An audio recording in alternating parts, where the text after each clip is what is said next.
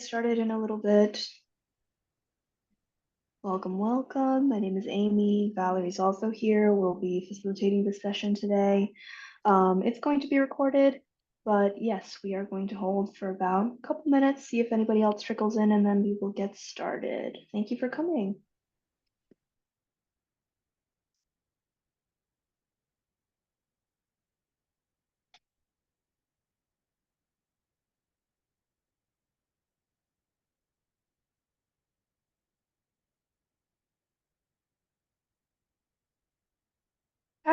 How long do you think we should hold, Valerie?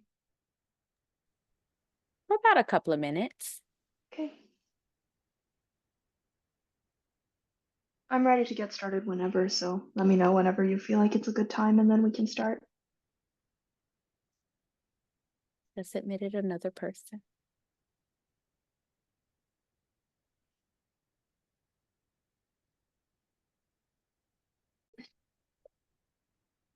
Hi everyone, my name is Amy. I will be your main facilitator today.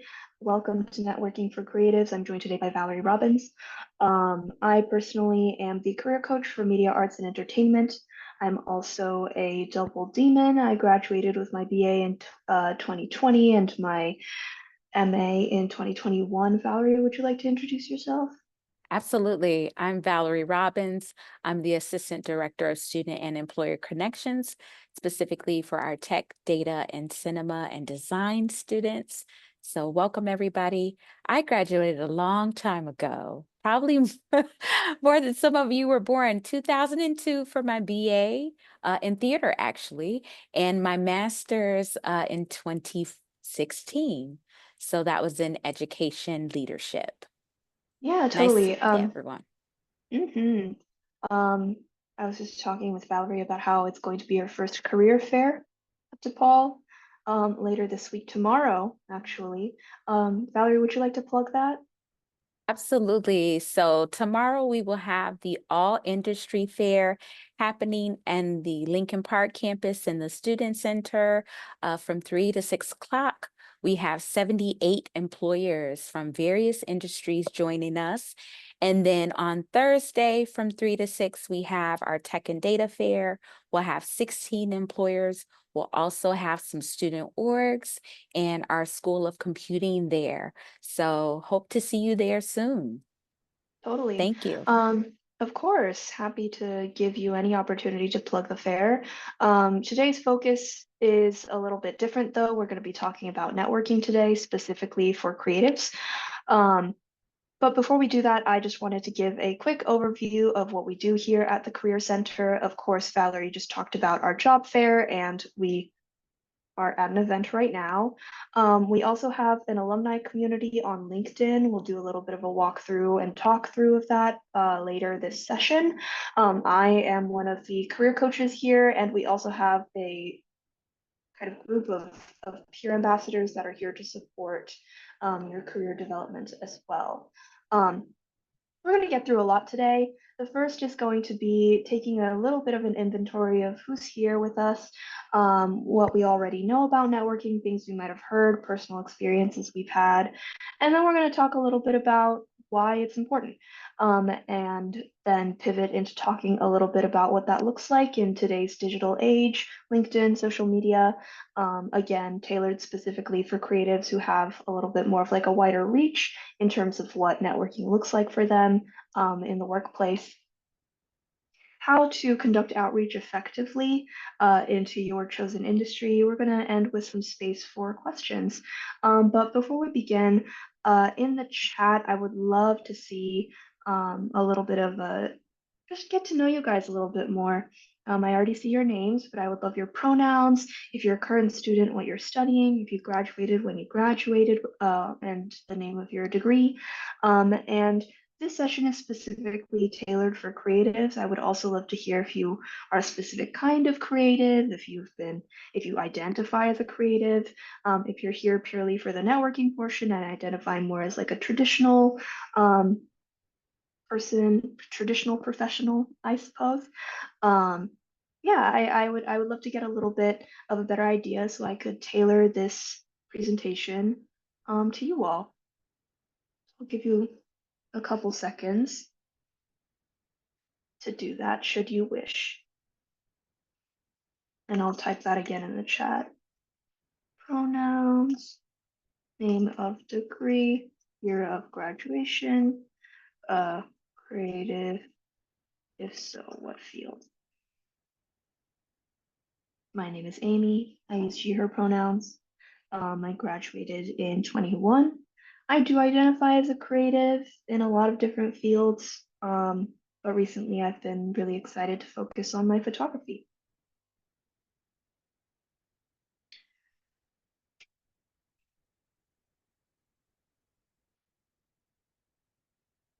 Cool. So as those roll in, I'm going to. Oh, Valerie, would you like to say something? Yeah, I can also reintroduce myself from Yeah, for some of the sure. folks who were a little late on the call. I'm Valerie Robbins. My pronoun are she, her, hers. I graduated in 2002 and then 2014 for my master's. And I was a theater major, but also career pivoted to education leadership. So I have a little bit of both worlds going on. Totally. Alessandro in the chat says, hi, I'm an accounting sophomore. He, him, don't necessarily consider myself a creative, but I do enjoy some creative hobbies. Definitely interested in networking guidance. Nicole is a sophomore studying animation, more of a film and animation creative. Thank you so much, everybody, for sharing. I'm excited to see the variety of people here. Feel free to continue to introduce yourselves. Potentially, connect with one another as well, and I will continue trucking along. So basically, I would like to begin the session by introducing networking. There are a lot of things that you might have heard in regards to this process, but networking is the name of a process, and it's the process of making connections and building relationships. There's personal networking. In this case, we are going to discuss professional networking. Hi, Emma. Welcome in. I'm glad to hear that we have some more film and TV people, animation people, really exciting. Um, so the connections that you make when you're networking provide you with advice and contacts, which can help you make informed career decisions. A lot of the reasons that people network is not necessarily to get access to opportunities, although that is a huge part of it. It is about gathering information. Networking can help you find unadvertised positions, which is a huge pro. And so it's not necessarily like a job opening per se, it's like information that someone's looking for someone, right? It's like the job posting before the job posting is even posted, if that makes sense. Um, Networking can take place in a group or one-on-one setting. I would say that this group right here could be a group networking session. I hope that by the end of the evening it will be. But also the one-on-one conversations that you have with employers um, at a career fair or one-on-one, digitally or in person, definitely counts as networking as well. I would love to take a temperature check in the chat. How do you all feel about networking? What drew you to register for this session specifically? I would love to know. I'll type that as well. One, what are your experiences with networking? And two, what I'll send that by itself. And then two, what drew you to register for this session in the first place? And while we wait for those answers, Valerie, could you talk a little bit more about why you felt like there was demand for this event and why you wanted to put this event specifically together? Absolutely. I think there's a lot of nerves when networking. And particularly what made me think of putting this together is a part of a portfolio series, like really understanding, making connections beyond just hiring. A part of your network is also building community, the people that you will connect with for opportunities, but also industry engagement that's happening. So I thought it was really important, in particular when you're thinking about fairs or connecting with people, how you're building your social capital. So I think that's a really important tool and strength to have. Mhm. And could you talk to me a little bit more about if people have never heard the term social capital before, what that means?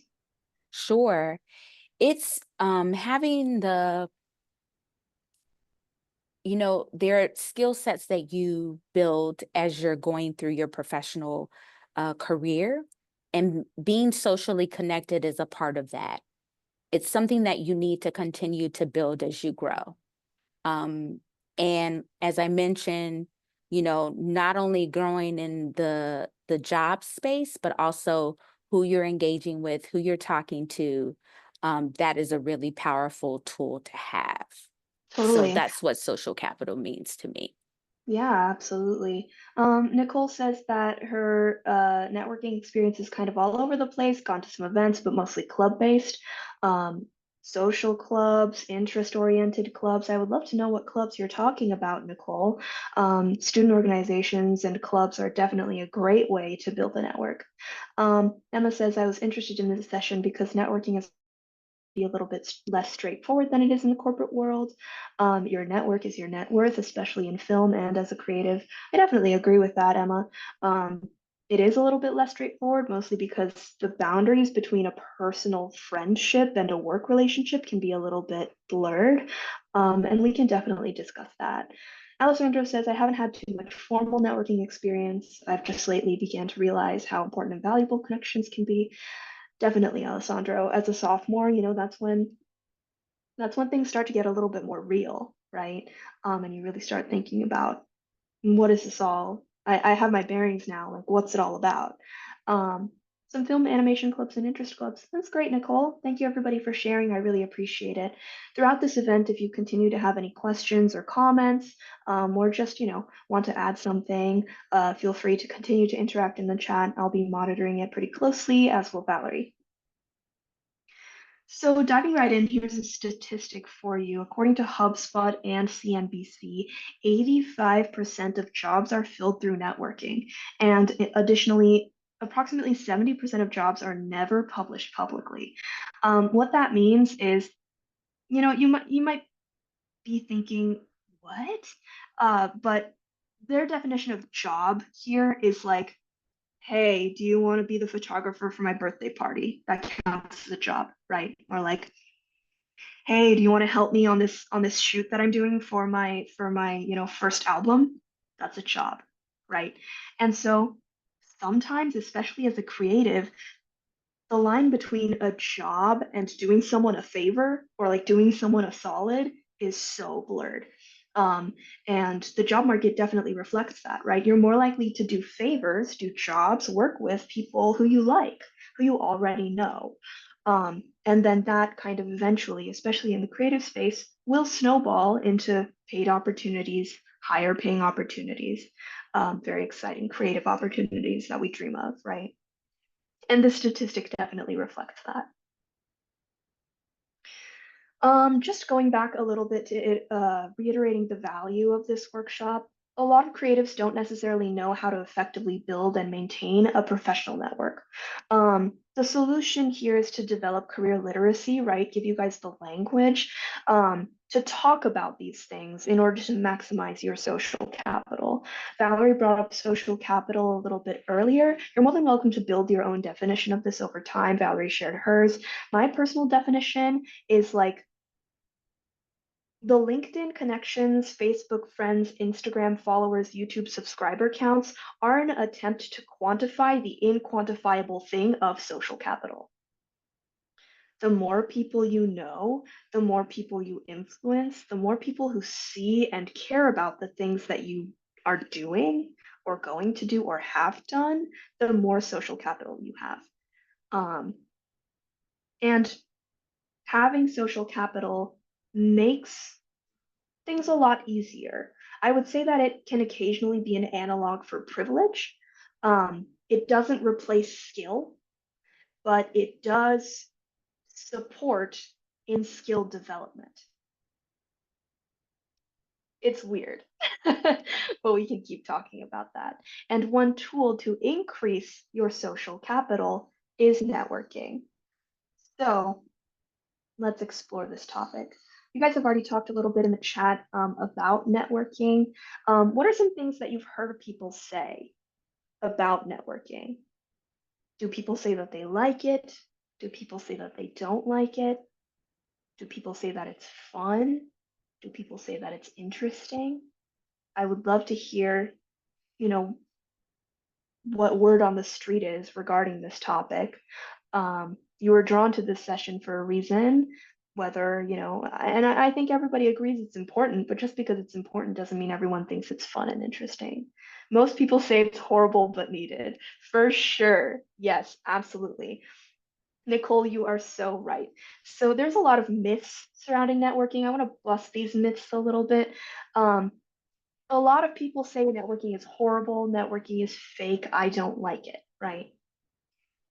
Generally, what that indicates to me is that there's a little bit of a disconnect between the people that you're networking with and the why. Networking is, yes, Alessandro says it's always sounded very formal. I always imagine suits and ties shaking hands. Alessandro, that's definitely true. I think in, what you're studying, the accounting space, you might be in a suit and a tie for whatever professionalism, dress code reason that you have within whatever firm you end up working at or organization. But at the end of the day, networking should be built around relationship building. And the best relationship building begins from a place of genuine curiosity. Especially as a creative, the goal of networking is to broaden the circle of people who you're genuinely interested in knowing anyway. A mindset that I would recommend that you all have is this quote here. My work brings me into contact with people who probably have similar interests to my own, and in many cases, it will be interesting to get to know them better. Relationships often end up benefiting you somewhere down the line in ways that aren't necessarily obvious right now, right?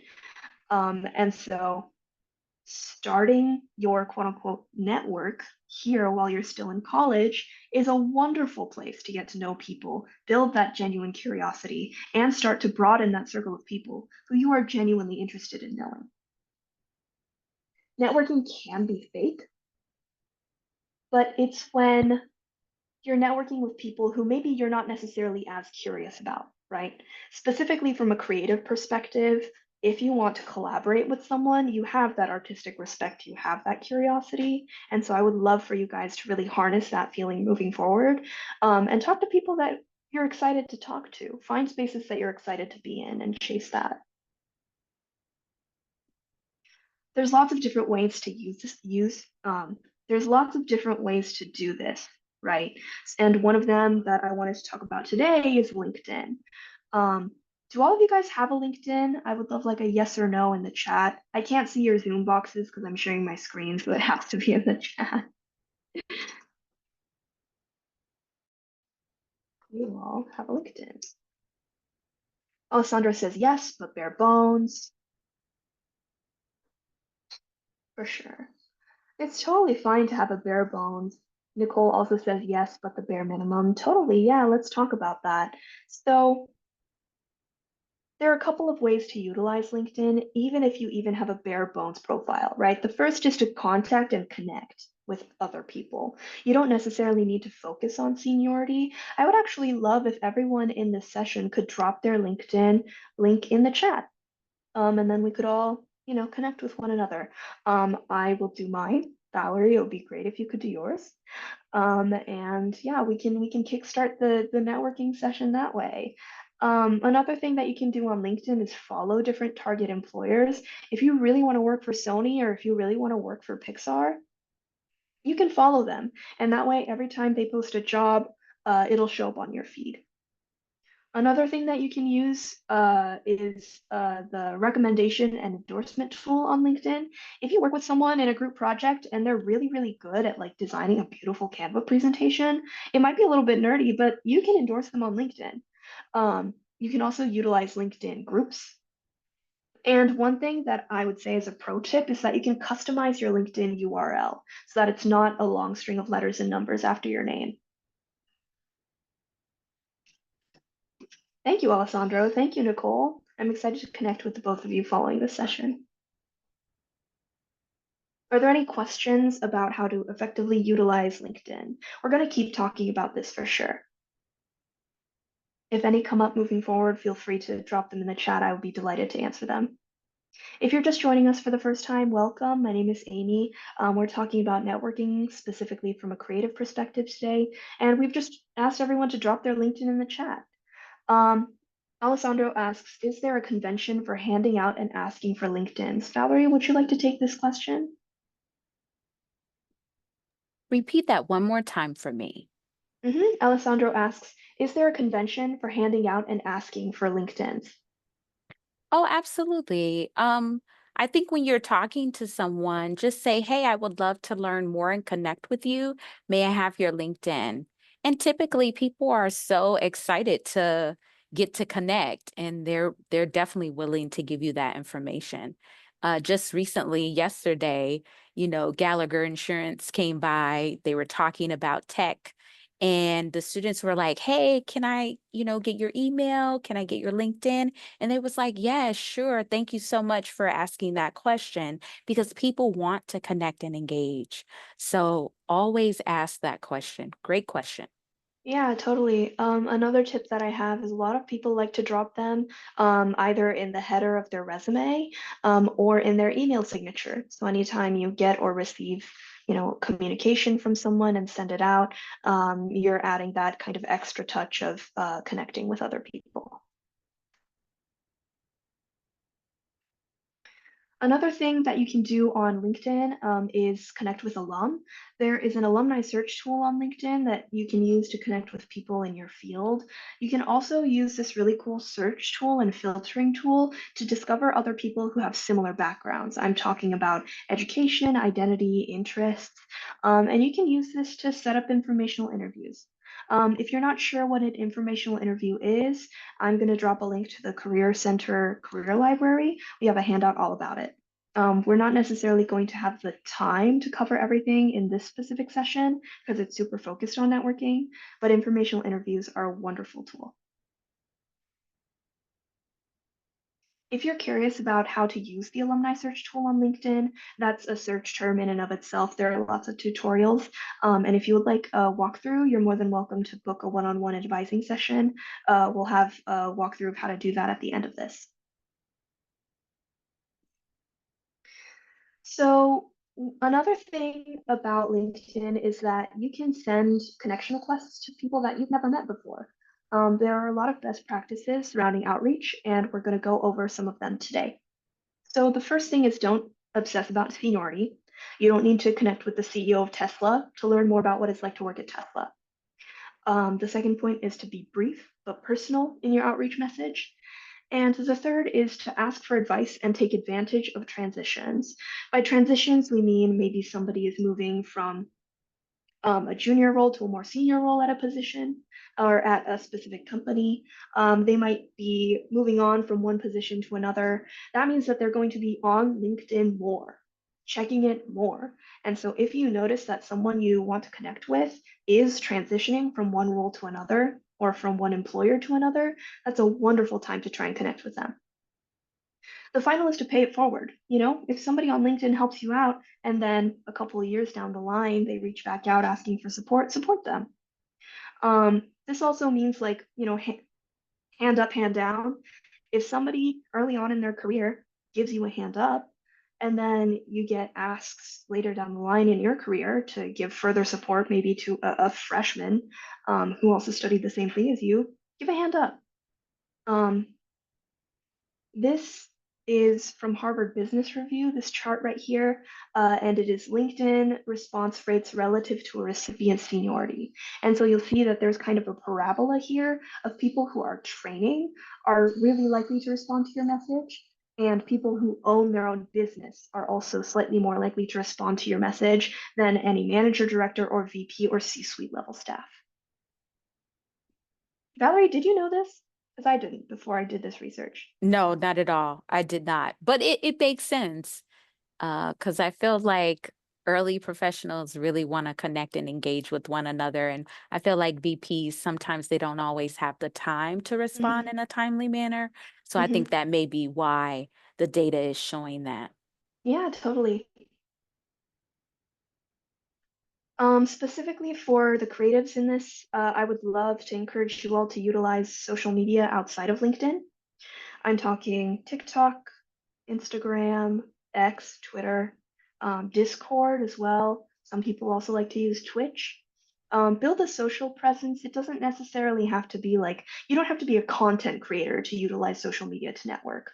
Um, you don't even need to post necessarily, but when you do, make sure that it aligns with your professional brand, right? Follow those in your industry who are aligned with your values, interests, skills, and also consume and post mindfully. So when you, for example, there are a lot of career influencers out there. Valerie, do you know what I'm talking about? Yes, I do. And a lot of them are on LinkedIn. Yes, yes. Would you like to talk a little bit about how you personally, as someone who works in the career space, engages with that kind of content? Yeah, so, for me, you give and take, right? There are some Yeah. things that you take with you and bits and pieces, and then there are other things that like maybe that's not for me, right? Hmm. But overall, the fact that people are opening themselves up and being vulnerable and talking about some of the pitfalls or challenges that may be happening in careers Hmm. or the positive things that are happening, it makes you feel like I'm not alone. Yes, So absolutely. engaging in interaction, acting in those spaces can be very beneficial and powerful. Yeah, absolutely. And, if people are being vulnerable and open, then that means that they're looking for that kind of connection. And so it's likely that they will be more than willing to, speak with you, or answer any questions or anything like that. Now, say that you have found somebody either on LinkedIn or maybe on Instagram or on TikTok that you're interested in reaching out to for whatever reason, right? Now, you have to type something into the box. You have to send an email. What are you going to write, right? Here are some best practices of that initial outreach message. So these are all best practices from LinkedIn, but personally, I would say that they also apply to any other social media kind of platform. The key is brevity. You want to keep it short, under 100 words. If you don't really know what that looks like, it's like one phone screen worth of text. Treat it like a handwritten message. If you were writing this person a postcard, or like sending them a quick email, what would it look like? Within it, reference a common interest, a shared college, or a mutual friend. A mutual connection on LinkedIn boosts the acceptance rate of a connection request on LinkedIn by 51%. That is the second highest booster. The first booster is if you went to the same school. And so earlier, when I mentioned that LinkedIn alumni search tool, super powerful way to get more people to give you that hand up. Here's a sample of what one might look like. Hello, I see that you graduated from DePaul. It's so inspiring to see alum making their mark. I'm a blank major and I would love to learn more about your work with your current employer. Thank you so much. And then your name. Very easy, very short and sweet. Valerie, have you ever done an informational interview? Or have you ever done outreach I like this? actually have. Talk to me Um, about what that was like. a little bit ago, I was really interested in working for Title IX, and there was a particular professional on my campus that I was working at that I was like, I heard her talk at a workshop, and I just connected with her and said, "Hey, I'm really interested in learning more about what it is that you do. Would you have 15 to 20 minutes to go over coffee, my treat?" And talk about your experience. What was the internship like? And so she was like, yes, people love talking about themselves, by the way. And so she was really happy to jump on that. I came with some questions that I wanted, and it was a really engaging conversation. She shared so many things with me that I didn't even think about in regards to Title IX. So information interviews are very powerful and educational. Yeah, absolutely. I would say that's true for any industry, creatives especially. Everyone has a different path into creative industries. And I would say that's even true for most careers. A lot of people don't necessarily end up in the field that they studied, right? I studied communications, undergrad and master's. Now I'm here. I mean, is it related to communications? Kind of. But do I have communications in my job title? Not really, right? I'm a career coach. And so I would say just kind of just kind of do it. The worst thing that they can do is open your email and then get really busy and it just kind of gets lost in the shuffle. Um, yeah, I think I agree with you, Valerie, that informational interviews are a wonderful way to learn more about different careers and do that information gathering, and also just kind of network in a way that feels very natural. Are there any questions so far about anything that we've gone over? Are there any words or terms that you weren't familiar with that you want us to clarify for you? Feel free to Uh, drop them in the chat. I'm very happy. Yes. Ma'am, like you said, we can connect with the alums on LinkedIn. I have tried Hmm. to connect with them many times, but it always shows that you have to pay premium in order to connect with them. And if I am able to send them message, then I don't receive their response. Yeah, totally. So you are right that you are limited to a certain number of connection requests that you can send in a certain period of time. I think LinkedIn is always like beta testing things because I've seen it change. I think right now it's like 5 a week or something like that. Yeah. Um, which is Oh, why yeah. these LinkedIn requests, like the way that you write them is very important, right? You want to add Mm, that personal touch. You want to yeah. add that you have something in common, and you want to make sure that it feels like they're getting, like a handwritten thank you card in the mail. Mm, Additionally, there are different ways to get in touch with people, right? If you see that they work at a specific organization, try the mm. staff page of that organization, see if you can get their direct line work email. That But might be a wonderful way. Yes. But how can I with through which platform I can connect with the like I'm applying for the internship and I really want to connect with the alums who are working in that firm in which I Mhm. am applying. So which through which platform apart from LinkedIn? Because like, I think through LinkedIn I'm unable to get connect with anybody. So Yeah. from which platform I can connect with them? So, like I just said, you can take their first and last name, go to the name of the company's website, and see if they Okay. have a public staff directory. If they do, it's highly likely that their work email will be listed on the company's website. Okay, that's really works. Thank you so much. Of course. Gandini, I believe Yes. your name is. All right. Thank you for your question. If anybody else has any questions, I'm more than happy to take them throughout the session. We're going to pivot a little bit into something that I personally am very passionate about, and I just want to put y'all on game. I don't mean to scare you guys, but creatives specifically are more likely to fall victim to job scams. And so as a career coach, it's very important to me that you're aware of things that might happen to you. A lot of people don't know when they first start looking for a job, um, and so I just want to go over this really quickly. Um, if a stranger contacts you offering you a job out of the blue, if a job seems too good to be true, if a job offers to send you a large amount of money before beginning employment and asks you to use that money to buy different things, for example, a work from home setup, equipment, cameras, anything like that, it is likely a scam. Do not fall for this. If a job claims that it doesn't have an HR department or asks you to handle your compensation directly with your supervisor and they are not in the service or childcare industry, it's a huge red flag. An example of when I think this is fine is when you nanny for someone's family and the father of the child gives you a check. That's fine. If you work at a restaurant and the owner of the restaurant cuts you your check, if the owner of the restaurant doesn't have an HR department, that's fine, right? But if you start, if you get a request to like, I don't know, work for some TikTok star and they're telling you to cash a check, do not do this. If you are ever worried about, is this job a scam? Is this internship a scam? I'm not entirely sure. Contact us.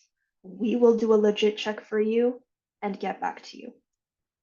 Valerie, do you want to talk about your experience with this? Absolutely. Just literally yesterday, I am a part of a Facebook group called Women in Film and Television. And, everybody Facebook, social posts media, Facebook, networking. social media. Yep. They post like things that are happening in the industry or tips, advice that they should know. A PA, someone was like, "Oh, I just got this opportunity. I'm really worried about whether this is legitimate or not." And everybody rallied in, didn't know this person at all, but was like, "Oh, this is not a legitimate opportunity. You shouldn't be paying money to be a PA on a set. Um, you shouldn't be putting large amounts of money in your bank account." Things like that. So getting connected with clubs, getting connected with student organizations, networking is very important because it provides you with access to verified opportunities. You're getting trusted information from sources who are saying, "Hey, this is my experience in this industry, and here are things that you shouldn't be doing." It helps you make sure that your peers and mentors can spot red flags. Because had she not posted on Facebook, she would have put $3,000 in her checking account and she would have had an issue. But because she posted it, because she trusted these people by networking, she was able to get out of that experience. So, scams, you're like, how does that pair with networking? It does because you're connecting with people who are in your industry who understand what red flags are, and that can help you stop you from engaging in career missteps. So, yes. Totally. Patrick adds in the chat, quick tip, when a company reaches out to you via email with a job that you never applied to, it's more than likely a scam, especially when they're trying to get you to sign something. Yes, Patrick, you're absolutely right. This is why I also encourage everyone to keep track of the jobs that you're applying to, especially if you're applying to a lot of jobs and internships at once, right? Like I meet with people sometimes who are doing 5 a day, 10 a week, something like that. And then after a while, places start getting back to them and they're like, wait, did I apply to this? When? And so keep track of things. Just, be aware that some people are out to get you. It doesn't mean, I would say that this is still a pretty small minority of people. If you find yourself, encountering a particularly large percentage of scams, then I would encourage you to come in. But like I said, Valerie and I are more than happy to be a resource for you around this. If you ever feel like, I don't know if something's quite right, feel free to send us a ping via email, and we'll definitely check that out for you. One thing that I will say, if you come to a career fair, all those employers are vetted and legit.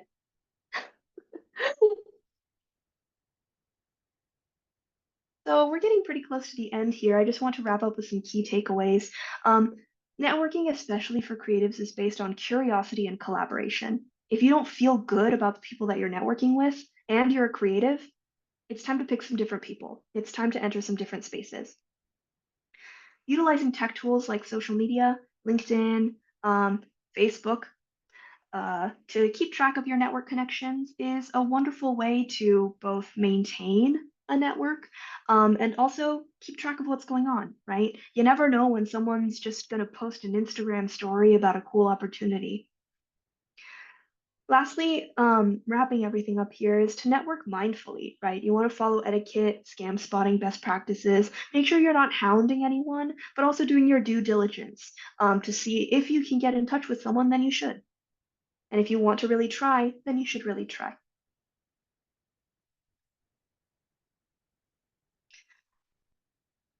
Rounding out here, we offer a lot of different services. It's not just scam spotting and Zoom kind of workshops and career fairs. We also do one-on-one sessions.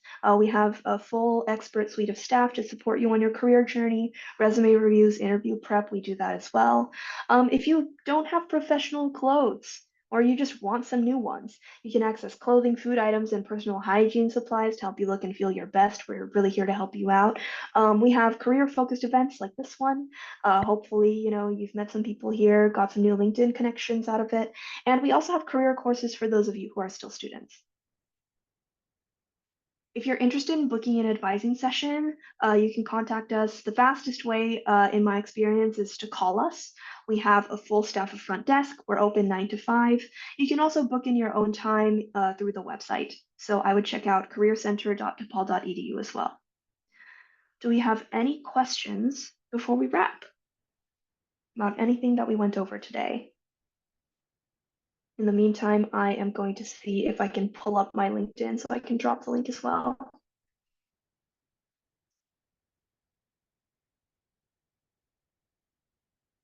Valerie, I'm not going to be able to see the chat while I do this. So if someone sends something, please let me know. Yeah, Amy, I can put yours in the chat for you if that's okay. Oh, I just have mine up right now. Oh, okay, great. So there's my LinkedIn. Here's my DePaul email. Feel free to ping me with any questions that you have, if you have any lingering concerns after this session. But otherwise, thank you so much for attending. If you did register and if you're here, you'll get the link to the slide deck as well as the link to the recording in about a week. I appreciate all of your time and your energy and your participation.